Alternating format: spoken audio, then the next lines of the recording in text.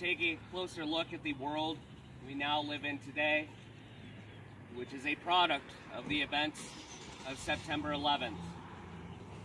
And once we have everyone out here, there's a few opening words I would like to say, and then going to pass things over to Mr. Edwards, who has a bit of a poetic piece that was written by a person who is in New York City and witnessed these events.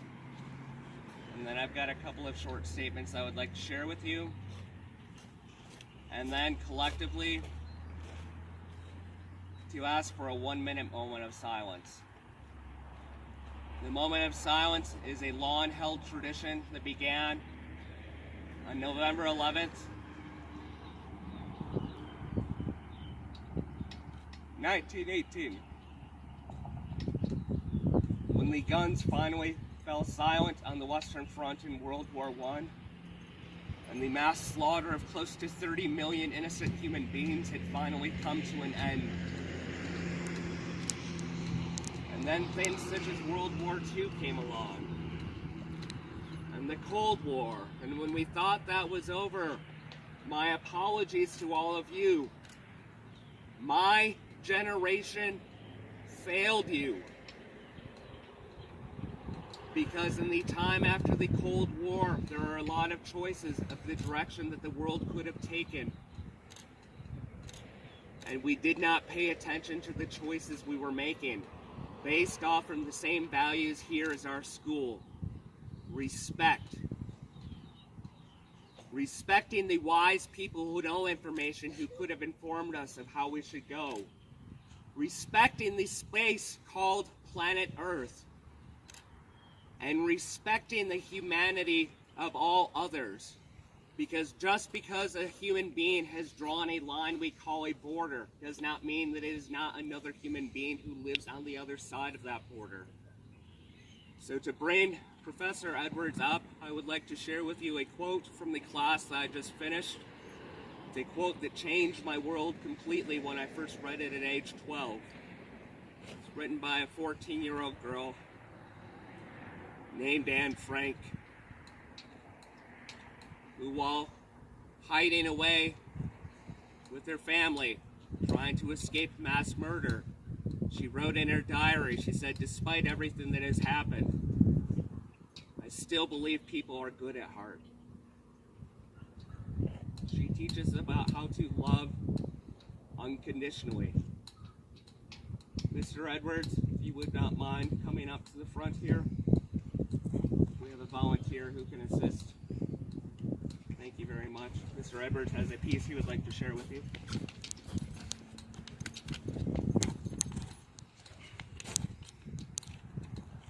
Hello. So this is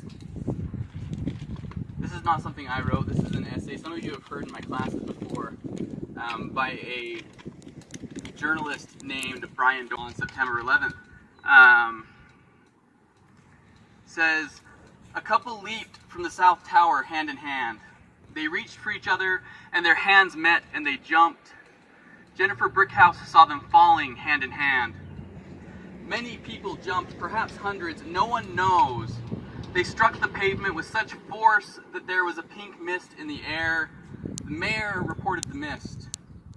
A kindergarten boy who saw people falling in flames told his teacher that the birds were on fire. She ran with him on her shoulders out of the ashes. Tiffany Keeling saw fireballs that she later realized were people. Jennifer Griffin saw people falling and wept as she told the story. Nico Winstraw saw people free-falling backwards with their hands out, like they were parachuting.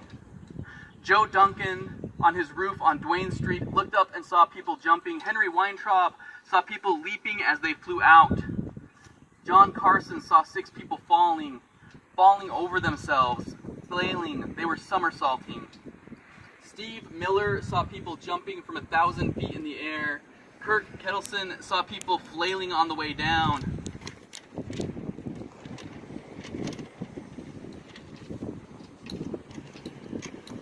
People lining up and jumping, too many people falling. Jane Teeter saw people leaping and the sight haunts her at night. Steve Tamas counted 14 people jumping, and then he stopped counting. Stuart Dehan saw one woman's dress billowing as she fell. He saw a shirtless man falling end over end, and he too saw the couple leaping hand in hand. Several pedestrians were killed by people falling from the sky. A fireman was killed by a body falling from the sky. But he reached for her hand, and she reached for his hand, and they leaped out the window holding hands. I try to whisper prayers for the sudden dead and the harrowed families of the dead and the screaming souls of their murderers, but I keep coming back to his hand and her hand, nestled in each other with such extraordinary, ordinary, succinct, ancient, naked, stunning, perfect, simple, ferocious love. Their hands reaching and joining are the most powerful prayer I can imagine, the most eloquent, the most graceful.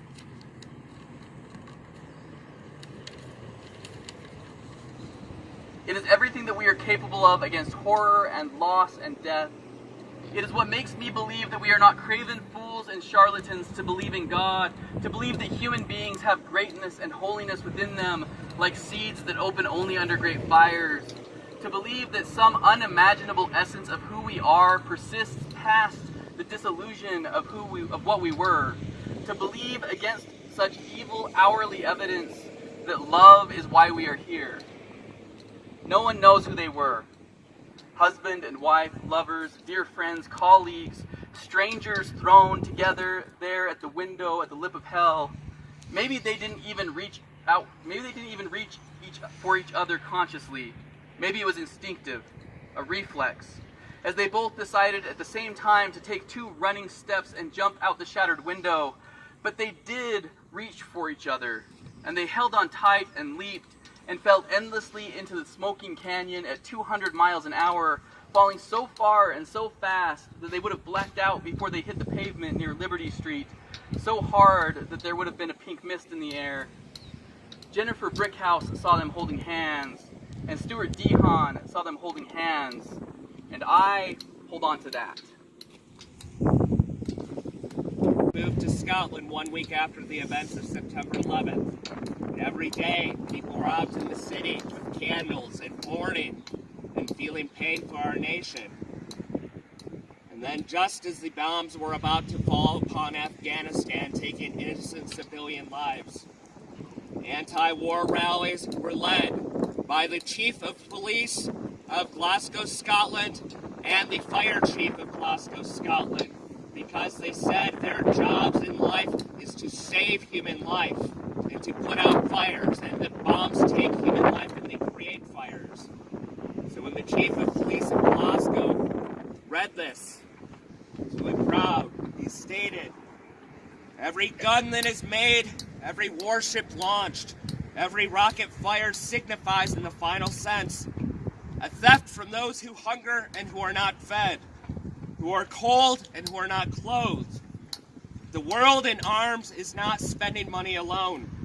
It is spending the sweat of its laborers, the genius of its scientists, the hopes and dreams of its children. The cost of one bomber this day is the same cost as 30 school buildings. It is 2 electric power plants, giving a town of 60,000 people electricity for the first time. It is 2 fine, fully equipped hospitals taking care of the needy and the sick. It is some 50 miles of concrete pavement so we can travel and to see each other. We pay for a single fighter with 500,000 bushels of wheat. We pay for a single destroyer with new homes that could have housed more than 8,000 people. Living under the cloud of threatening war is not a way of life at all." Those are the words of the top honored general in U.S. history who helped to save humanity from the horrors of Nazi Germany, but then who called for peace. What I'd like to leave you with is a paraphrase and an update of a speech that was given in the U.S. House of Representatives the day after the events of September 11th, when discussion was coming forward about going forward with war. I rise today really with a very heavy heart, one that is filled with sorrow for the families and the loved ones who were killed and injured since the tragic events of September 11th. Only the most foolish and callous would not understand the grief that has gripped our people and millions of people across the world. This unspeakable act upon the United States has forced my moral compass and my conscience to speak loudly about our direction. Our deepest fears now haunt us. September 11th changed the world. This is a very complex and painful matter that will continue to haunt us for generations to come. The world is still in a state of mourning and is in a state of pain. Some of us might say, let's step back for a moment. Let's just pause for a minute and think through the implications of our actions today so that this does not spiral out of control. As we act, let us not become the evil that we deplore. Let us live and love, because nobody is forgotten and nothing is forgotten. If you would mind joining me for a one minute moment of silence for all of the innocent lives that were taken on the day of September 11th, all of the military families who have been destroyed in the war since, and all of the innocents throughout the world who have suffered because of those foolish choices made on that day, and some of the foolish choices afterwards.